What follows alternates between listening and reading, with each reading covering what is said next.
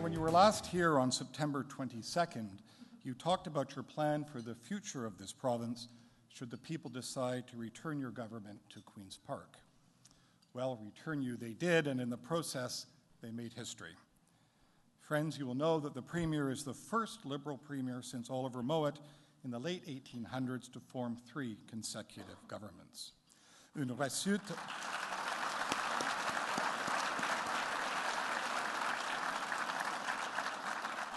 réussite vu important circumstance, an accomplishment under any circumstance, but one no doubt made more satisfying by an electorate's desire for steady, experienced leadership in turbulent times. Monsieur le Premier ministre, vous avez démontré pendant vos années en pouvoir une volonté d'attaquer les problèmes complexes des fonds. You have demonstrated during your years in office a willingness to tackle tough issues head-on. Couldn't have been easy to move forward with the HST. But some days I think you must wonder about that old adage to be careful about what you wished for. As we look to the horizon, we see significant challenges for our province, challenges most observers agree that have grown both more difficult and more intractable in the months since your 3rd term has begun. And you don't even have Dr. Drummond's report yet. À ceci ajouté le défi politique d'un gouvernement minoritaire, Premiers Davis and Peterson, of course, also led minority governments in challenging economic times, but I'd allow not quite like the times we are not only in now, but we're forecast to be in for the next few years.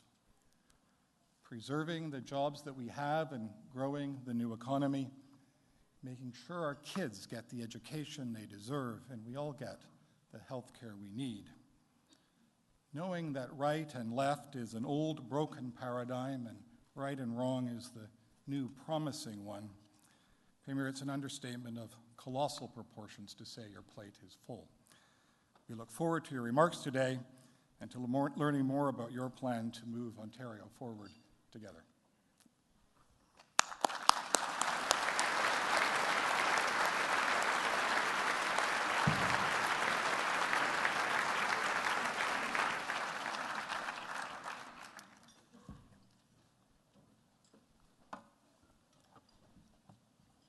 Thanks so much, Jamie, for that very kind introduction and for all your good work on behalf of this truly venerable institution, the Canadian Club.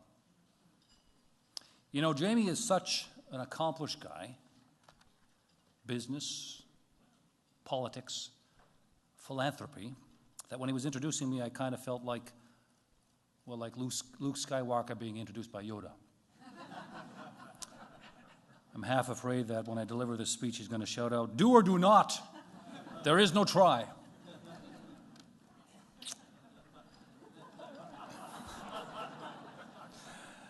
And I'm delighted to have my friend and neighbor, Don Newman, here. Remember the last time I told Terry, I said, I bumped into Don Newman today. She says, "Are you serious?" I said, "Yeah." She goes, "The Don Newman?" I said, "Yeah." She says, "Did you get any of his salad dressing?"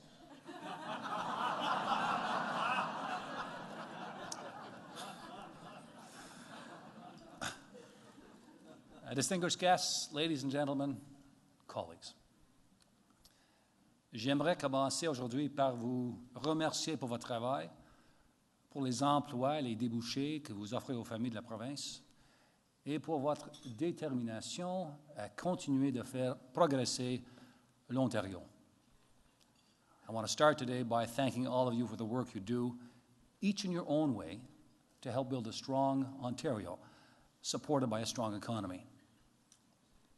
And speaking about the economy, I'm always mindful of the good advice offered by economists. And so it is with apologies in advance that I tell this story. The airplane was about to crash. There were 4 passengers, but only 3 parachutes. The first passenger, a woman, said, I'm a leading heart surgeon. My patients need me. So she grabbed the first parachute and jumped. The second passenger, a man, said, I'm a brilliant economist. The world's a mess. They need me. And he took the second parachute and jumped. The third passenger was a frail, elderly man. He said to the fourth passenger, a 10-year-old Boy Scout, son, I'm too old. You take the last parachute. The boy said, that's okay, sir. There are still 2 parachutes left. That brilliant economist just jumped out with my backpack. Okay.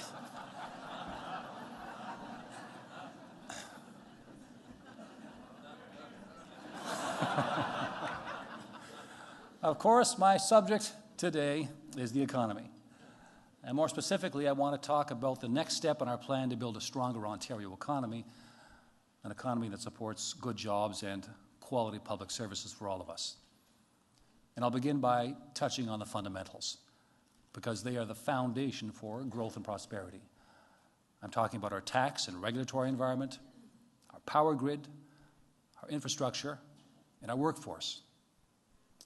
First, our tax environment. To make sure Ontario is competitive, we eliminated capital taxes and reduced corporate taxes. Our corporate tax rates are now lower than every U.S. state and lower than the OECD average. The long and the short of it is we've cut the tax rate on new business investment by almost half. We've also adopted the HST, letting Ontario businesses compete on a level playing field with competitors in over 140 countries who already enjoyed the distinct advantage of a value-added tax. We've reduced personal income taxes for 93% of Ontarians, who are now paying less in tax today than they did 4 years ago. What's more, we've eliminated 80,000 business regulatory requirements that stood in the way of jobs and growth.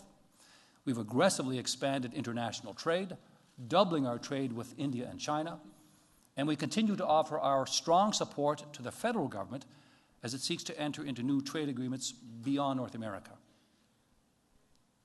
The second fundamental we strengthened was our electricity system, because I think we all understand that a reliable supply of electricity is the lifeblood of a growing economy.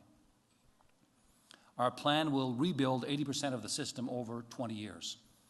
Already, we've built over 5,000 kilometers of new transmission and 8,000 megawatts of new generation. At the same time, our energy policies have given birth to an exciting renewable energy sector in Ontario, creating 20,000 jobs so far. Yes, there has been some controversy around our clean energy plan, but it's especially important in matters of controversy that people know where you stand. Our government stands for clean energy jobs, and clean air, and we won't waver on that. We're going to keep moving forward with our clean energy plan, always looking for ways, of course, to improve it. Just as we've kept moving forward on the third fundamental, and that's infrastructure. Our work together has meant new hospitals, schools, roads, bridges, sewers, and public transit.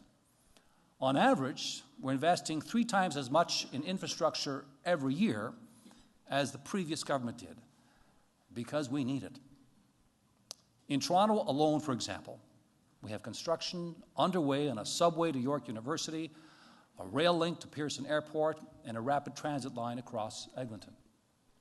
And I think everybody here would agree, there is still more to do. And this brings me to our fourth economic fundamental, and that's a strong workforce. It's just a hard fact. You can't compete in the race to the top without a highly skilled and educated workforce. So we've made dramatic new investments in the education and skills of Ontarians, ranging all the way from full-day kindergarten for our youngest learners, all the way up to more grad school spaces. And the results, my friends, have been nothing short of breathtaking. Our schools are now recognized as the best in the English-speaking world. Our test scores and high school graduation rates are way up.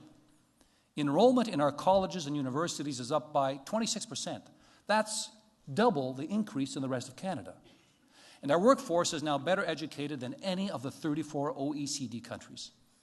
Ontario families just know education is a great investment. And to make that investment a little bit more affordable, we recently announced our 30% tuition grant. It'll help 300,000 college and university students from low and middle income families. It's been said, well, we can't build the future for our kids, we can build our kids for the future. That's what education is really all about. And I think it's noteworthy that just last year, as we were coming out of the recession, while Ontarians with a high school education experienced a 9,000 jobs net loss, our college and university grads experienced a 119,000 jobs net gain. Our plan will keep making Ontario more competitive by making Ontarians themselves more competitive. So, my friends, when you consider the fundamentals, our tax and regulatory environment, our power grid, our infrastructure, and our workforce, we're stronger. Yes, of course, there's more to do, but there's no doubt about it, we are stronger. We're more competitive. We're better poised for growth. And when it comes to growth, the Ontario indicators are all pointing in the right direction.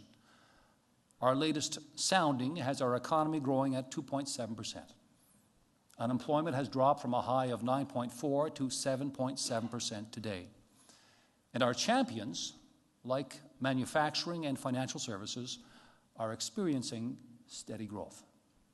So we're moving in the right direction on pretty much all the major fronts. Now we need to take further action on another important fundamental, and that is the deficit. It stands at $16 billion this year, and it's not going to go away on its own. Nous devons prendre la prochaine mesure vitale pour créer une économie qui soutient de bons emplois et des services publics de qualité. Nous avons besoin de nous attaquer au déficit de l'Ontario. Tackling the deficit is simply an essential step in building the strong economy we all want and need, one that supports good jobs and quality public services. Before I get to what we need to do, I want to speak to how we got here and why it is we need to get out. First, how did we get here?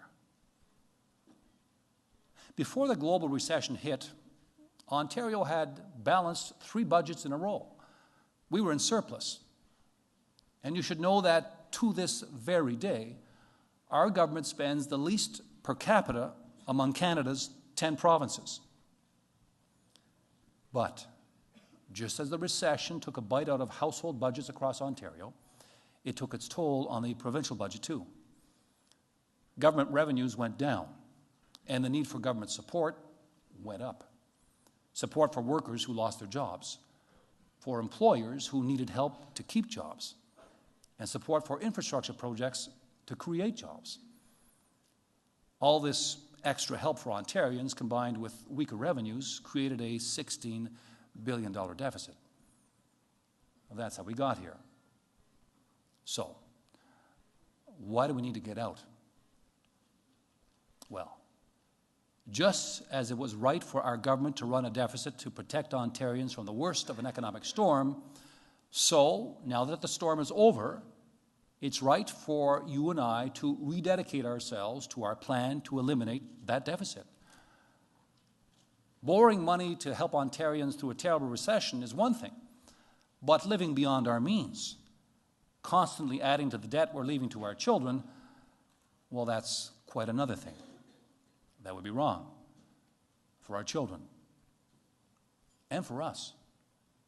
I don't have to tell you, when it comes to the economy, confidence is very important. If Ontarians see their government managing responsibly and keeping a steady hand on the tiller, just as they are doing at home and in business, they're going to feel more confident. And when international businesses see that we are taking action, it gives them the confidence to invest here, bringing jobs to Ontario for Ontario families. And if the lending community sees that we are tackling our deficit confidently and in earnest, it reassures them, and that keeps our borrowing costs down. Confidence in our economy is an indispensable economic fundamental, and eliminating the deficit is key to maintaining the confidence of Ontarians and the world and growing our economy. In the coming weeks, we're going to be receiving the advice of the Drummond Commission. Minister Duncan will also continue hearing from Ontarians as part of his pre-budget consultations. And we will welcome any thoughtful advice we receive from the opposition. Éliminer le déficit ne sera pas une tâche, disons, aisée. Pour ce faire, nous devrons toutes et tous faire le maximum. Dans le cadre de la mise en œuvre de son plan, certains, sans doute, prétendront que le gouvernement va trop vite et d'autres qu'il progresse beaucoup trop lentement. Eliminating the deficit won't be easy, and getting the job done will call upon the very best that we have to offer. I'm pretty sure that as our government moves forward with our plan, some are going to say, you're moving too quickly. Others are going to say, you're moving too slowly. I think Wilfrid Laurier offered some pretty sound advice 120 years ago when he said, see the goal, and towards that goal, direct your efforts, discarding the impetuous frowns of the rash and the cautious advice of the timid. So I want to assure Ontarians, we won't be rash and we won't be timid. Our progress will be steady, measured, and relentless. While the specific details of our plan will be laid out in our budget, in the balance of my remarks, I want to share with you some of the broader strokes. Our plan will balance the budget in the fiscal year 2017-2018. Getting there will require that we slow down our spending significantly. As I've said before, we will protect health care and education, the most important public services upon which our families rely. We will not raise taxes. Instead, we will find ways through reform to deliver government services more efficiently. Health care, which accounts for over 40% of program spending, is overflowing with opportunities for reform. Shortly, Minister Matthews will lay out an exciting plan for healthcare transformation. Quite simply, our plan will provide Ontarians with better healthcare by getting better value for our healthcare dollars. And speaking of dollars, 1/2 of all government spending, that's about $55 billion, is invested in wages and salaries. That is not at all unusual. In fact, that's as it should be. Most taxpayer dollars should go into paying the people who work in the front lines and deliver the services, like our nurses, our doctors, our teachers, our water and meat inspectors. We need them, and we need them to do a good job. That means they need to be well-trained and fairly compensated, and they are. But because half the province's budget is spent on wages, it's just not possible to reduce spending without addressing salary expenditures. We're going to do that by respecting the collective bargaining process. Respect isn't something that you check at the door in the face of a big challenge. In fact, I would argue it's when things get difficult that you need respect the most. Now, just as we will respect the people who deliver our public services, so will we also respect the right of all Ontario families to a government that is fiscally responsible, one that maintains confidence in the economy that they depend on for their jobs, their schools, their health care, their future. So, we will negotiate firmly to a result that keeps us on a sure and steady path to a balanced budget, something that is in everyone's interest. Of course, our plan to achieve our goal of living within our means is a multi-year plan. It can't be achieved overnight. There are no quick fixes. There are no easy solutions. Success will take time and an unwavering commitment. And I have every confidence that we will achieve our goal, because Ontarians have everything it takes to get there, including our track record in getting the fundamentals right, our workforce, our taxes, and our infrastructure. But there's another fundamental strength we possess as Ontarians, one that underlies all our great successes, and that's our willingness to work and build together. Think about this. Together, we built our schools, our colleges, our universities. the foundation of our powerful workforce and our research excellence. We built our healthcare system, from the neighborhood clinic to our world-class teaching hospitals with access for everybody. We built our communities, safe, strong, and growing, because newcomers from around the world keep choosing Ontario as the best place to start a new life. We built our truly remarkable system of roads and highways, covering a geography, by the way, 4 times the size of the UK, to serve a population 1/5 their size. We built a vital and peaceful democracy, where the strong and the weak, the rich and the poor each get 1 vote.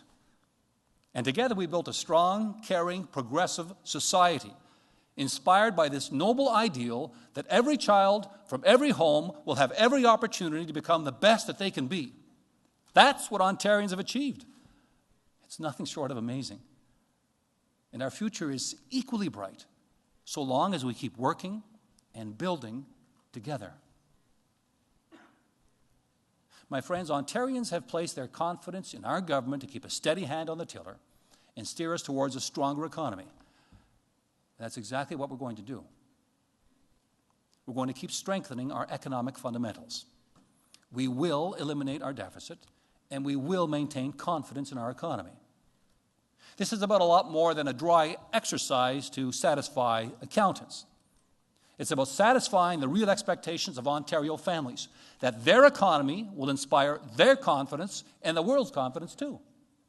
It's about building that rock-solid foundation families need to support their jobs, their schools, their health care, their future.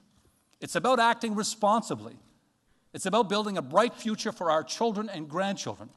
It's about staying strong and being who we are. We are Ontario. We're the greatest province in the best country in the world. Thank you very much. Thank you. Thank you.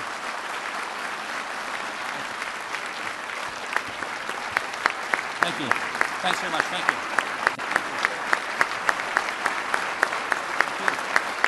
Thank you very much. Thanks.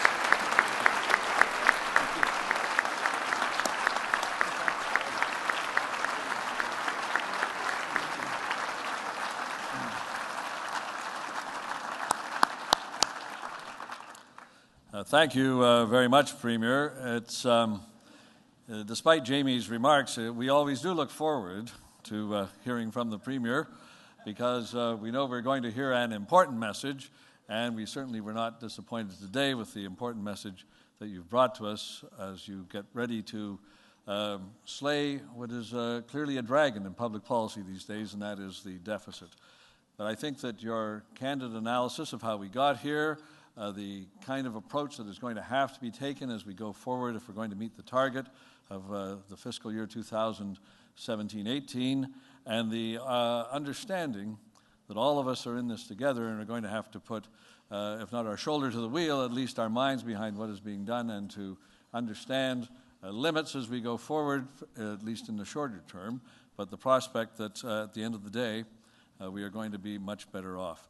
I want to thank you because I know you get a lot of demands on your time, and I know you have come here actually 3 times in less than a year, and we really do appreciate that. And I think you could tell today from the response you got that your remarks certainly resonate with this crowd. And please come back anytime you want. Never mind what Jamie said. We all know, we all know and love Jamie, but please come back anytime, and thank you. Thank you for coming today.